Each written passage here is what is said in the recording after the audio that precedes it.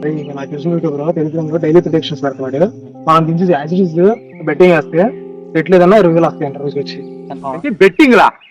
ఈ వయసులో బెట్టింగ్ ఏంట్రా? సంకనాకి పోతారు. మా గురించి మీకెందుకు అయ్యా, మీ పని మీరు చూసుకొని వెళ్ళి. సరేనా? ఏమైందండి మీకు? నేను మధ్యతరగతి కుటుంబీకున్నాను. అందరిలాగే సొంత ఇల్లు కల కోసం లోన్ తీసుకుని మరి ఇల్లు కట్టా. ఆ లోన్లు ఎలా తీరాలని ఇలాగే సోషల్ మీడియాలో వచ్చే వీడియోలు చూసి బెట్టింగ్ యాప్లు కట్టా. సర్వం కోల్పోయా, నాశనం అయిపోయా.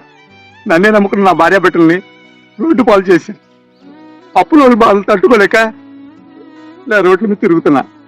మిమ్మల్ని చూడంగానే ఎమోషన్ అయ్యి మిమ్మల్ని పట్టుకున్నాను. దయచేసి ఈ యాపిల్ జోళ్ళకి వెళ్ళబాకండి. మీ తల్లిదండ్రుల్ని బాధ పెట్టబాకండి అన్న.